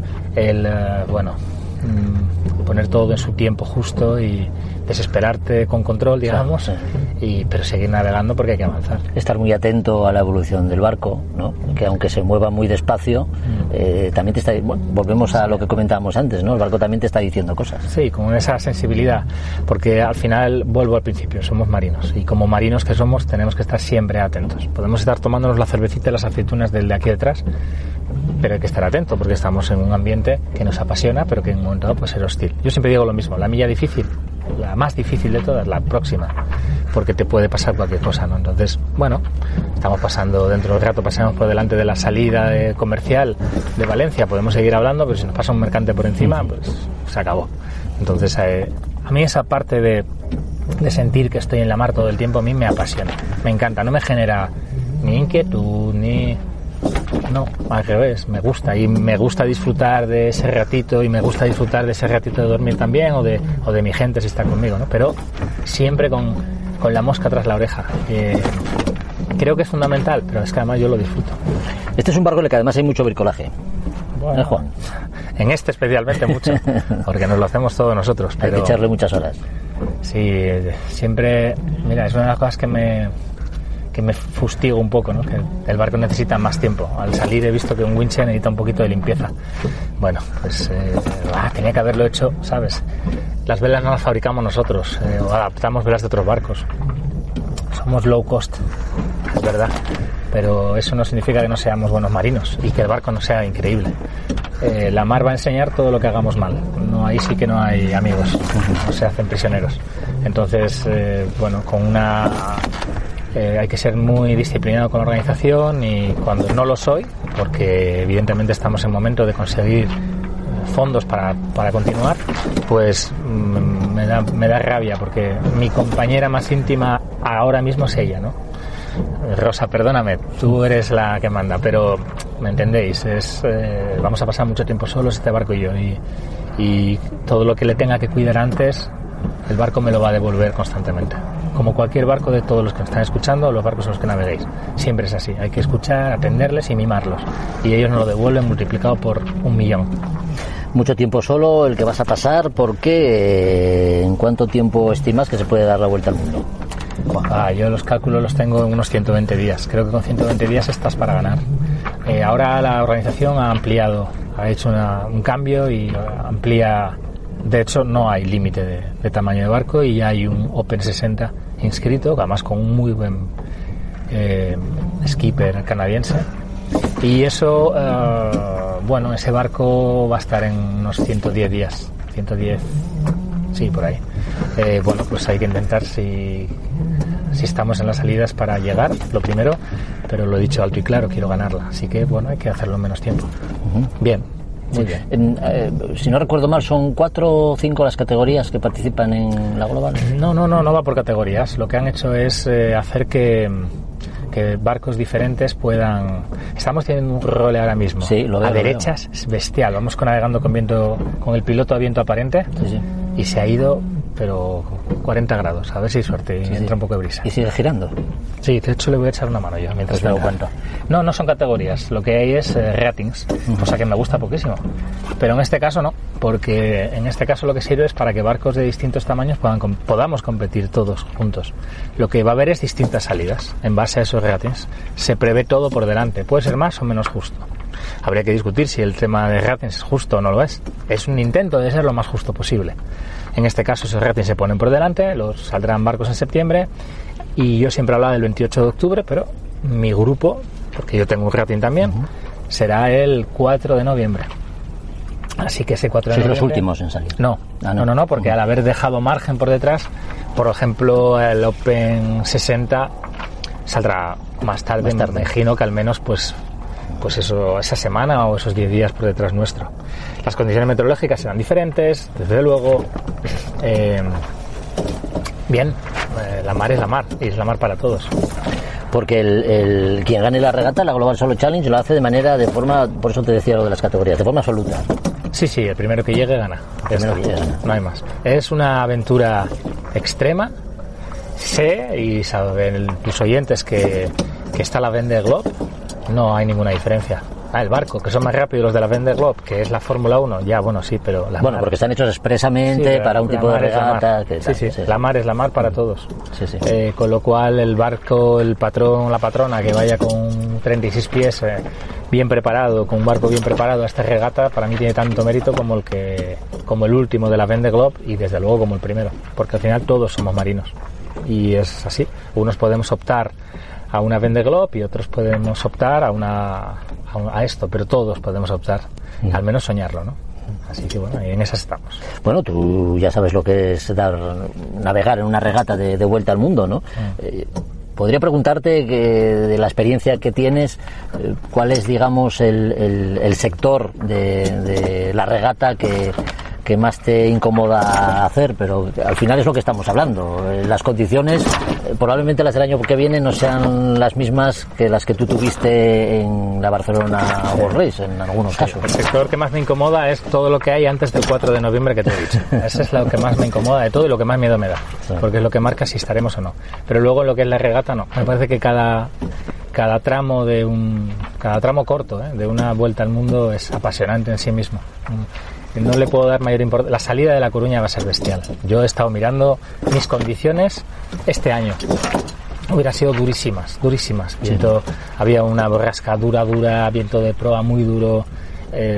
Bueno, es lo que hay. La mar es así. Y tenemos que estar preparados para eso y otras cosas. Yo voy siguiendo un poco, no todos los días, la verdad, pero sí voy siguiendo un poco mi regata supuesta, ¿no? Sí. Ahora mismo estaríamos apuntando, todavía en el Atlántico Sur, desde luego, pero apuntando ya a querer tirar hacia abajo. Ya vamos con la primera borrasca. Es apasionante. Ahora, sé que pasaré miedo, desde luego. No es miedo, es aprensión, sobre todo a romper cosas. Pero el primer momento en que estés ahí abajo y vayas más o menos rápido, saber qué cantidad de trapo, cómo levantar el pie, cómo acelerar, eso es apasionante, pero también da mucha aprensión. Y no sé, las calmas, o sea, espero no estar como estamos ahora. Es más fácil tenerlas a la subida, tenerlo así, ¿no? Pero no, todo. Yo lo quiero todo, quiero vivirlo todo. Así que... Bueno, tan en calma estamos que ya lo dice la Botavara, ¿no? Sí, ahora mismo... Ahí el carro de escota está cantando. Sí, ya suenan las poleas. El código cero ya dijo, mira, ya, hasta aquí hemos llegado. Más, no puedo hacer más. Hasta aquí hemos llegado. Esto marca 0.0 de viento. Aún así todavía hacemos, 0 de GPS. Y bien, paciencia. Antes de hacer la siguiente maniobra y de terminar ahora con esta charla, Juan, nunca te he preguntado por los regatistas que hay ya apuntados en la Global. ¿Hay alguno que te inspire especial respeto? A todos. O sea, si vamos a la parte competitiva, bueno, pues barcos de este estilo, como el mío, barcos un poco más grandes que sean rápidos, desde luego. Pero me parece tan valiente, y estoy hablando de mí mismo, pero soñar... Es que soñar es perseguir un sueño, ¿no? Sí, hay y ahí estáis todos, en realidad. Exactamente. En ese punto estáis todos iguales. Sí. Unos lo tienen los barcos más listos, porque otros tienen los fondos para ellos, otros no los tenemos y seguimos peleando. Pero es que la propia organización son unos valientes, porque es que es inevitable. O sea, yo no tengo ni idea por qué quiero hacer esto. Es lo que quiero hacer desde niño. Pero en mi casa ni había medios, ni había nadie que se dedicara a la mar. Entonces, ¿qué carajo es lo que me picó a mí o por qué? Y es inevitable. No lo puedo evitar. Pues como yo hay más gente ahí metida, ¿no? Y es fantástico. Bueno, a lo mejor de niño asomarte a la ventana y estar viendo el Cantábrico todos los días, eso es lo que al final te ha impulsado. Hay una cosa de crío, que creo que esto sí que no lo he contado nunca. Yo, la casa de mis padres en Gijón daba la mar. Y daba la mar, ahora mismo es un puerto deportivo, pero antes era un desguace de barcos. Sí. Y es donde yo bajaba a ayudar a limpiar redes, porque había ahí unas rampas y era mi forma de llegar, ¿no? Las ventanas eran de madera. Y cuando entran nortes en Gijón, y los que somos de allí sabemos lo que es, no solo es viento y frío, es la humedad. Pues las ventanas de madera eran lo que eran. Por la caja de la persiana entraba una ventolera tremenda. yo dormía con gorro y tapado, y me tapaba y me imaginaba lo mismo que me imagino todas las noches, ¿ves? Navegando. Y no sé, podía tener que 7, 8, 9 años, 6, no lo sé. Siempre ha sido así. Me apasionaba escuchar los temporales de invierno y me imaginaba en el barco que no era un barco de vela. Era salir de una guardia que yo qué carajo sabía lo que era una guardia. Sin duda eso es vocación. Pues es vocacional. Estás a bordo ahora del Waypoint, como has estado a bordo de otros muchos barcos, de muy diferentes esloras y muy diferentes pesqueros, clases, efectivamente. Y podrían haber sido pesqueros. Claro, no sé, claro. Es absolutamente vocación, ¿no? Entró una de esas rachas de viento, me entró por dentro y me dijo, tío, ven a la mar, estás en casa. Que te necesitamos. Y no me apetece quedarme en la mar, sinceramente, pero tampoco, no sé. Al final, ir, sí quiero ir. Así que bueno, eso estamos peleando. Bueno, ya para terminar, sí. Tú me decías, bueno, ya estoy cansado de hablar de que si crowdfunding, que si tal. Pero vamos a despedir esta charla haciendo un nuevo llamamiento para que quienes nos estén escuchando sepan lo que te traes entre manos y que colaborando en el crowdfunding que has puesto en marcha, su nombre va a bordo del Waypoint. Y de alguna manera el seguimiento de la regata se va a hacer de otra forma, ¿no? Sabiendo que tu nombre va inscrito en uno de los barcos participantes. Sí, yo sé que sí, hay muchos argumentos. Desde luego, esto no obligo a nadie. A la gente que es de la mar, pues les pido la ayuda directamente, la ayuda económica. Los ánimos están muy bien, la suerte en la mar nunca la entendí, pero lo que pido es la ayuda económica.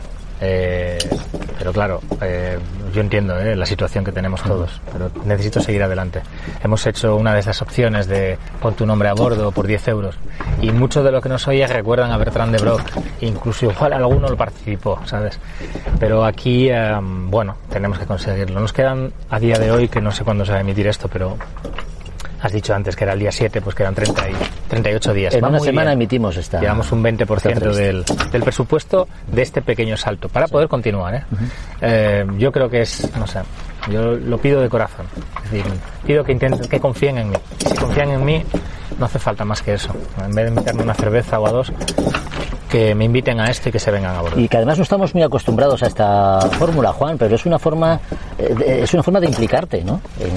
En la regata. Yo creo que sí. A modo personal, porque cuando sigas el tracking de la regata, joder, la vista la vas a poner en el Waypoint. Sí, mi nombre está a bordo. Que es donde va mi nombre, ¿no? Ahora que es donde yo he puesto ahí mis 10 euros. A tu espalda, dentro de la cabina, ya hay varios nombres. Sí, los he visto. Manu, Marco, Esther, Juanjo, Edgar, la tripulación de la Ardora, Rafa.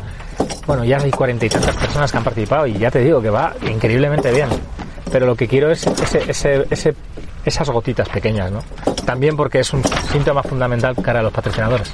O sea, aquí me expongo absolutamente. Es decir, si no hay respuesta de la gente, ¿por qué voy a tener que patrocinarte yo a ti? ¿Qué consigo? Así que no puedo ir más de cara. O sea, somos marinos, nos mojamos y voy de cara. Entonces yo sé que al final lo irán y algunos dirán, pues ahora lo hago, y lo harán. Otros dirán, lo haré después. Y lo hemos perdido. Y no va a funcionar. Ya. Y no va a funcionar porque hay cosas muy importantes. Esto al fin y al cabo es un sueño. Sí. Lo reconozco.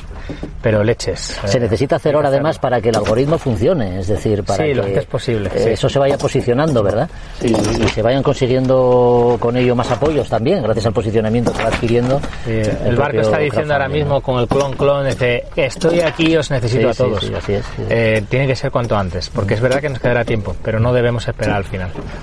Ahora que ya España ya no se juega mundial, mira, ahora somos nosotros los protagonistas, así que ala, venga, por favor, vamos. Exactamente.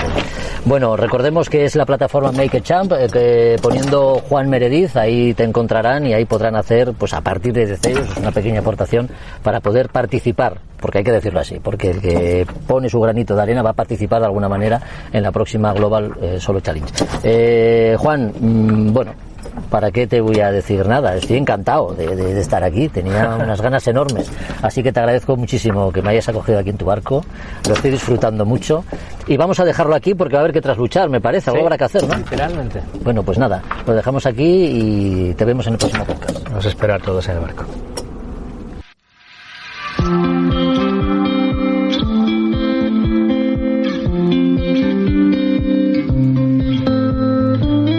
Nos sorprendió la galerna famosa del 61, pero aquello era montes, no era mar, íbamos escuchando por la telefonía que se hundió el Pepín, que el Josefina Rodríguez de Candás, un barco nuevo, hermoso, precioso, de vapor, llevó hoy el puente con el patrón de costa adentro, la Galerna del 61.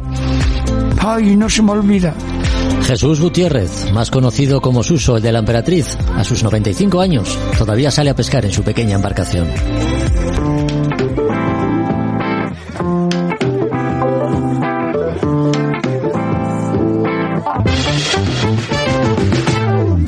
Bajamos a la camareta del Nagua con la intención, como suele ser habitual, de ponernos al día sobre las novedades y los títulos que Librería Robinson guarda en sus estantes. Para hoy un libro pues que tiene una pinta extraordinaria. Se titula Veleros de leyenda, de François Chevalier, y de este libro vamos a hablar con Juan Melgar. ¿Qué tal, Juan? ¿Cómo estás? Muy buenas. Hola, buenas, Jorge. Encantado de estar aquí otra vez contigo y con todo el mundo que nos escucha. Oye, parece que lees mi mente, porque este fin de semana, que fue puente, tuve la suerte y el honor de navegar a bordo de la Nausicaa, la goleta de Ramón Peris. Un barco extraordinario. Y mira tú por dónde. Vienes con este libro que pone en valor esos barcos clásicos cuya estampa en la mar navegando hace que quien tenga la suerte de contemplarlos se imagine cosas fantásticas, ¿no? Pues sí, efectivamente. Bueno, todo el que ha tenido la suerte y la oportunidad de navegar en un barco clásico, pues o con ya hechuras clásicas, sabe que es una experiencia muy especial y muy única, ¿no? Que tienen esa manera de navegar y de desplazarse por el agua que no tienen los barcos modernos, ¿no? A pesar de que bueno, muchas veces los barcos modernos son más eficientes, más rápidos, en fin, no vamos, todos sabemos cuáles son las ventajas de la construcción moderna, pero cuando uno vuelve a navegar en lo que son los orígenes, ¿no? Un poco de la vela deportiva, en esos clásicos, en esas joyas, es una experiencia realmente única. Desde luego que sí. Veleros de leyenda, ¿de qué libro estamos hablando, Juan? Este es un libro, bueno, nos lo ha editado por Blume en España. El autor es François Chevalier, que es un editor francés, arquitecto naval y editor de la revista Voilier Voilier, que es una de las más conocidas de la vela en Francia. Y está el fotógrafo que es sus fotografías son las que ilustran todo el libro. Es Gilles Martin Raget, que yo, lo he dicho en mi francés, que espero que me perdonen los que hablen bien francés, y que es uno de los fotógrafos que está más en todo este tipo de regatas y muy activo y francamente bueno. La verdad es que la fotografía del libro es impresionante. Uh-huh. Y también que el tema es agradecido porque estos barcos son tan bonitos que siempre, pero sí está muy bien, me parece a mí, porque no solo son fotos de exteriores, son fotos de detalles, son fotos del barco, pues desde los diferentes barcos, de diferentes perspectivas, y también con mucha foto de interiores, que estos barcos, el libro en sí es a través de varios barcos, pues el Atlantic, el Spartan, el Nav London, el Lian, el Germania Nova, el Manitou, Marigold. A través de esos barcos va un poco, pues nos va contando un poco la historia de cada barco. Tiene bastante texto también, o sea, no es un libro solo de fotografía, que a veces estos libros pues son un poco, pues mucha foto pero poco texto. Este libro sí tiene texto también, con lo cual el entendido también va a disfrutar, ¿no? Porque va a poder ver pues como la evolución de estos barcos, porque estos barcos lo que tienen es unas vidas muy largas. Uh-huh. Normalmente son barcos de un siglo, de antigüedad más o menos, o lo que sean, algunos veces más, algunos veces menos, pero que han pasado por guerras, por propietarios de todo tipo, de repente por propietarios famosos, pues alguien muy rico en su día que se encarga el barco y luego ya a veces caen en el olvido y se recuperan, o se los encuentra alguien en un puerto abandonados o en tierra medio destrozados y los vuelven a restaurar, y ya es que están todos en unas condiciones fantásticas, con todo el trabajo que hace falta para mantener estos barcos a flote y en condiciones de navegación. Bueno, veleros de leyenda en los que la navegación a vela, Juan, alcanza su máxima expresión, digamos, al trimado de un aparejo tan complejo como el que tienen estos barcos clásicos, ¿no? Pues sí, muchos de ellos son barcos o casi todos, yo diría que son barcos con velas cangrejas, con aparejos de vela cangreja. Los hay Marconi también y hay alguno un poco más moderno. Por ejemplo, está el France, que es el primer barco francés de la Copa América, que es quizá el más moderno de todos los que hay en el barco, pero que bueno, nos hubiera parecido moderno en su momento, pero ya se ha convertido en clásico, porque estos barcos son modernos, pero siempre en su momento han sido el máximo exponente de la modernidad, de la eficiencia. O sea, son barcos que se han hecho siempre generalmente para correr, para regatear y a veces para regatas oceánicas. Entonces, bueno, pues estos ya se van cumpliendo. Sí, el France diría que es el barco más moderno de todo el libro. La verdad es que ya va cogiendo hechuras y formas de clásico, incluso, a pesar de ser un barco mucho más moderno. Cuando hablamos de barcos clásicos, en este caso de veleros de leyenda, bueno, pues hablamos de una serie de elementos, ¿no? Como son las maderas, los metales abrillantados, los cabos perfectamente adujados en perfecto estado, las líneas elegantes sobre el mar. Bueno, con todos estos condicionantes yo creo que es muy difícil no resistirse a los encantos de estas naves, ¿no? De estos barcos. Es imposible no resistirse. Todo el que los haya visto navegar, muchos son barcos de estos, son habituales de las aguas españolas. A todos en el circuito de pues la Puig, la clásica, o la regata de Silles Baleares, la que hay en Palma en agosto, y la de final de agosto, la Copa del Rey en Mahón, que son las tres principales eventos del circuito de clásicos del Mediterráneo que tienen lugar en España. Y muchos de estos barcos se pueden ver en estas regatas, y son pues el Marigold, por ejemplo, yo creo que viene en este libro, tiene su base habitual en el Club Náutico de Barcelona. El Ailian también viene por aquí. El Atlantic lo hemos, que es una goleta impresionante de 3 palos, también se le ve a veces navegar por aguas españolas. El Marisca también, que es un 15 metros internacional, que también sale en este libro. Y sí, todo, desde luego, todo el que tenga oportunidad de poder acercarse a pasearse simplemente por los pantalanes cuando estén en esos barcos y poder verlos, y si pueden tener la oportunidad de verlos navegar, salir de alguna manera a navegar y verlos en el agua, es un espectáculo impresionante. Y así consiguen embarcarse en alguno y tomar parte y navegar en ellos, es maravilloso. Juan, imagino que la calidad de edición de este libro va pareja a la calidad del contenido. Efectivamente, el libro está fantásticamente editado, y ahora que se nos acerca la época de los regalos, es un regalo con el que todo aquel que esté buscando algo para regalar a su pariente, amigo, pareja, etcétera, que le gusten los barcos, con este libro acierta seguro. Bueno, pues me lo apuntaré yo para la lista de Melchor, que es mi rey favorito. Así que a ver si tengo suerte. ¿Qué tiene que hacer Melchor para ponerse en contacto con vosotros y poder elegir alguno de los libros que tenéis? Y por supuesto esta novedad, Veleros de leyenda, de François Chevalier. Melchor lo que mejor puede hacer es venir a la librería y ver los libros que más le pueden gustar a toda la gente a la que tiene que regalar. No le guardamos el camello, se lo amarramos ahí en la puerta un rato, ¿sí? y puede echar un ojo a todos a todos los libros que pueda haber aquí. Si Melchor está muy liado y tiene que ir a muchos sitios, porque comprendemos que es una época de mucho trabajo para Melchor. Así es. Puede mirarlos por la web también, por la web nuestra, nauticarobinson.com, y se lo llevamos ahí, se lo mandamos a Oriente para que él pueda luego traerlos aquí. Y si no, también nos puede mandar un email o nos puede llamar por teléfono, como más cómodo le resulte. Muy bien. Bueno, hemos hablado de Melchor, pero estamos seguros que Gaspar y Baltasar también han tomado nota. Juan. Sí, y si Papá Noel quiere venir, también. También hay sitio para él, desde luego, claro que sí. Además, él pasa antes, así que que lo tengan en cuenta. Un abrazo fuerte y hasta el próximo podcast. Un abrazo fuerte. Muchísimas gracias, Jorge. A Son de Mar, el podcast para marinos y amantes de la navegación.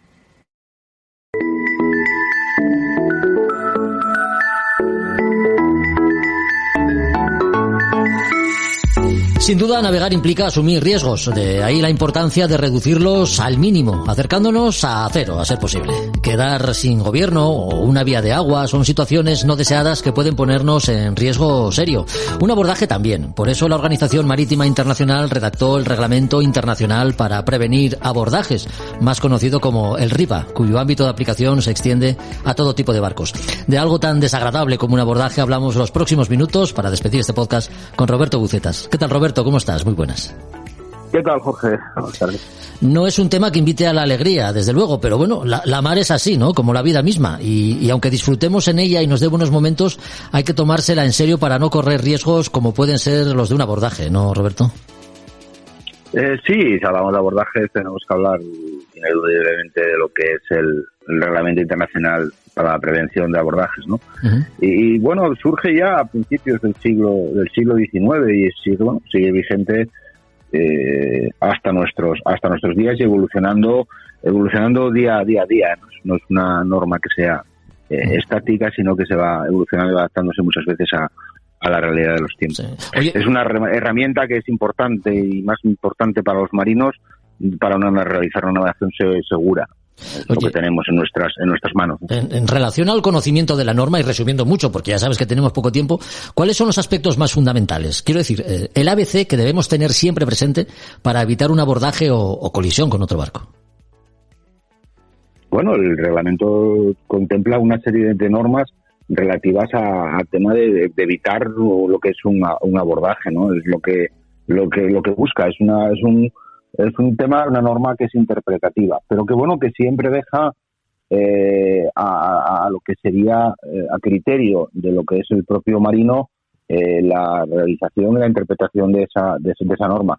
Difiere mucho de la navegación aérea. Un avión que tiene que hacer un aterrizaje en un aeropuerto se pone a órdenes del controlador aéreo. Aquí un barco que está entrando en un puerto, pues va a haber un centro de control de tráfico marítimo, pero ese pues no es el que coge el control de la maniobra. El control de la maniobra siempre lo va a realizar el propio barco, ¿no? Uh-huh. Por mucho que evolucione la tecnología, el radar, hay modelos matemáticos para evitar colisiones, siempre va a mandar el oficial que está al mando, el patrón o el capitán del barco, ¿no? Y retomando un poco el tema de la historia, el embrión de todo este reglamento, sí.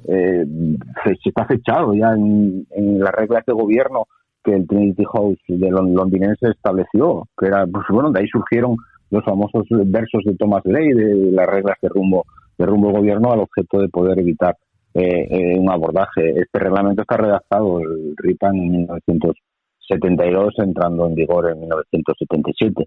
Y como todas las normativas a nivel internacional, surgen siempre de un accidente, de una desgracia.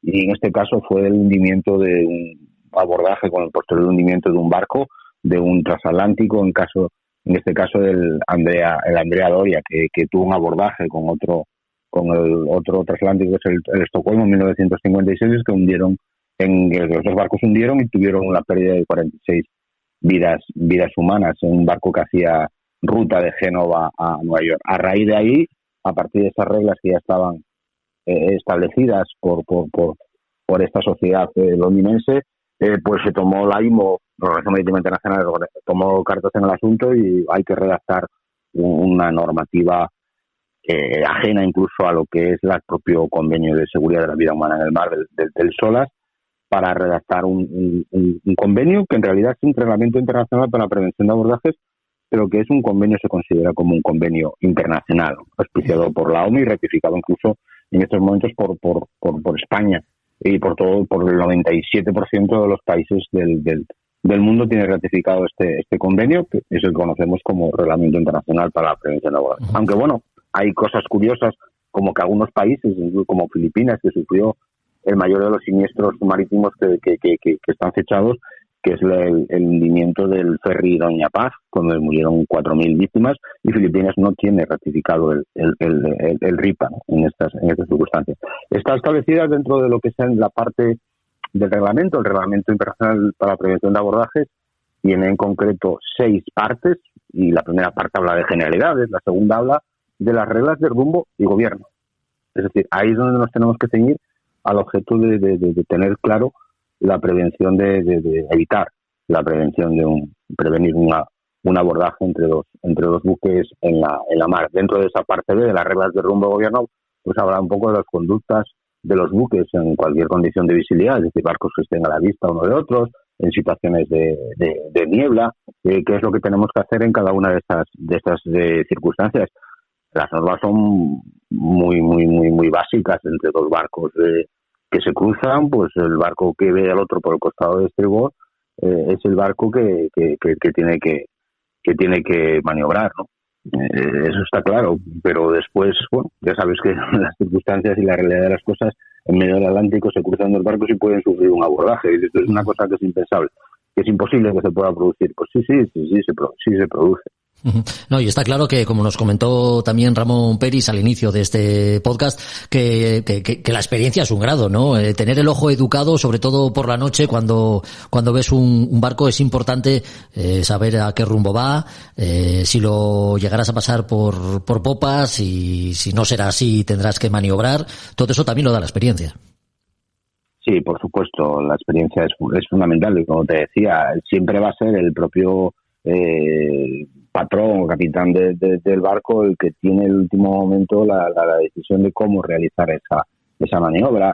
Siempre hay que evitar una situación de cruce, pues bueno, habrá que maniobrar a otro barco intentando evitar cruzarle la proa, es decir, buscar siempre la popa de otro barco a objeto de no correr ningún riesgo, eso está claro, pero bueno, siempre hay la tendencia de cara a estribor buscándole la popa, y hay una regla que te dice: todo oficial en un puente ha tenido alguna vez la tentación de caer a babor, ¿no? La tentación de caer a babor para evitar una colisión. Eso, bueno, en cierto modo, pues siempre habría que intentar, siempre hay que evitarlo, ¿vale? Pero muchas veces el propio reglamento deja mucho a criterio del propio capitán del barco, ¿no? Porque muchos dicen, si las circunstancias del caso lo permiten, en el caso de que otro barco no maniobre, podrá maniobrar el barco que sigue a rumbo, que no es muy imperativo el reglamento, porque bueno, deja muchas cosas a criterio de ese patrón, porque es el que lo está viendo en esa circunstancia y en ese momento. Y repito, aún habiendo en la actualidad toda la tecnología y todos los medios que tenemos a nuestro alcance, que nos ayudan muchísimo, pero esa última decisión siempre va a estar en manos de ese capitán, de ese patrón, de ese barco. Y tener en cuenta la capacidad de maniobra que tenga nuestro barco, ¿no? Ese es otro factor importante. Sí, el reglamento te dice que para evitar evitar un abordaje, regla número 8 habla de que la maniobra tiene que ser amplia, clara y con suficiente anticipación. No te dice si tiene que ser a 2 esloras o a 20 esloras, 1 milla o 2 millas las maniobras para evitar un abordaje. Bueno, pues en los barcos depende del barco que sea. Si estás hablando de un superpetrolero, estás hablando de una embarcación de recreo, esas distancias a las cuales tú tienes que maniobrar, tienes que conocer tu barco y tienes que marcarte un poco esas distancias al objeto de evitar el abordaje con suficiente anticipación. La maniobra tiene que ser clara, no puede ser un poco ambigua, que si ahora caigo un poco a estribor, lo justo para buscar cortar la popa. No, pues si tienes que caer y tienes que maniobrar, pues caerte 30 grados, que el otro barco claramente vea que tú ya lo has visto y le estás maniobrando. Las cosas quedan muy claras, ¿no? Es decir, son cosas que, bueno, esa regla 8, que es una regla importante para evitar cualquier abordaje, es clara, amplia, clara y con suficiente anticipación. Y incluso el buque reducirá su velocidad, que suprimirá toda su arrancada, parando, invirtiendo incluso sus medios de propulsión, recoge el propio reglamento. Bueno, y ya sean medios electrónicos, señales acústicas o luminosas, nada de esto será eficaz a la hora de prevenir un abordaje si no mantenemos los ojos bien abiertos y la atención despierta, eso está claro. Gracias, Roberto, por estos minutos. Una regla está clara también. Vigilancia, eso de que tenemos todos los medios a nuestro alcance, sin duda. Piloto automático, radar anticolisión, todo lo que queramos. Alguien siempre tiene que estar mirando para la proa. Sin duda. Alguien siempre tiene que estar mirando para la proa. Gracias por tu compañía. Hasta el próximo capítulo. Vale, buenas tardes. Un abrazo. Adiós. Hasta Hasta aquí otro podcast de A Son de Mar. Volveremos, ya sabes, en 15 días. Puedes compartir los contenidos en redes o en cualquier plataforma de audio que emplees para escucharlos, si te han gustado, claro. Síguenos en Instagram como podcast A Son de Mar. Hasta el próximo episodio y feliz Navidad.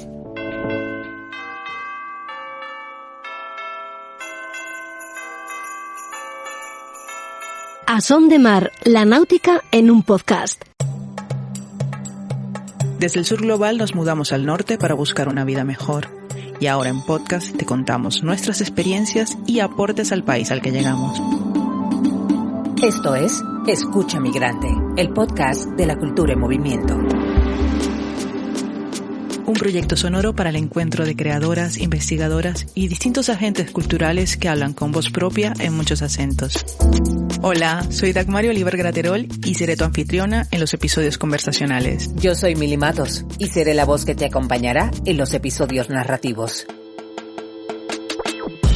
En esta primera temporada escucharás relatos que tienen a la migración y a la cultura como espacios de creación, convivencia y resistencia desde España.